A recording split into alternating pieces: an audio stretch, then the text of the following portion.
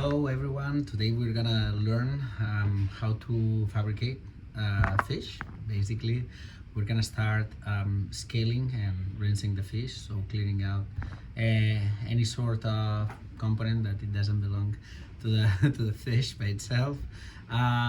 We'll remove the head if desired, and we'll trim fins.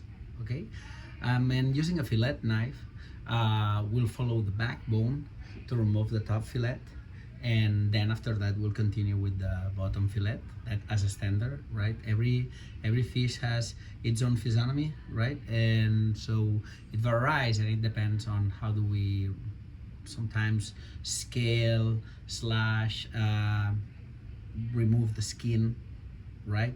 Based on the bone component and how the fish corpse it's constituted. So finally, once like a standard, when we'll have the fillets, we'll remove the pin bones with tweezers, and finally we'll store fillets in, it depends, like there's several techniques, but standard is to keep it and to save it on ice until we cook it, but definitely they have to be very cold.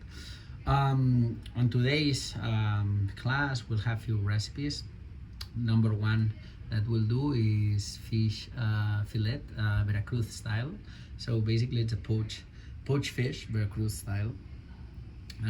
For this recipe, we'll saute onion and garlic in oil until they're softened. We'll add tomatoes, olives, and capers, and we'll simmer them into this sauce. And finally, we'll season the fish fillets, and basically we'll add them into this already made sauce, and we'll gently poach it until it's fully cooked. Service wise, basically we'll put the fillet on the plate and we'll present it, topping it with the sauce at the top. We'll continue cooking quinoa. Okay, so for cooking quinoa, first of all we need to rinse the grain to remove what we call the saponins. Okay, which basically is a component that if we don't remove it and we don't lightly scratch it, it's gonna give a bitter taste, and we want to avoid that, right? Basically we'll combine water and stock in a 2:1 ratio. Okay, and so basically that's the amount that we need to cook the quinoa, like volume wise. So 2 stock of water or combination of both, and 1 quinoa volume wise. We'll bring solution to a boil, and we'll reduce to simmer until the liquid is absorbed by the grain. And important as well, as we did with the couscous, to fluff before serving. And let's go with the final recipe. That it's poached drunken chicken breast.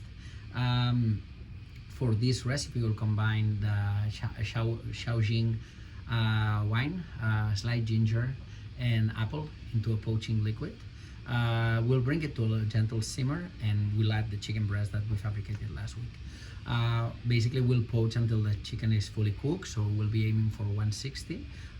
If you want to be super conservative, just push it until 165.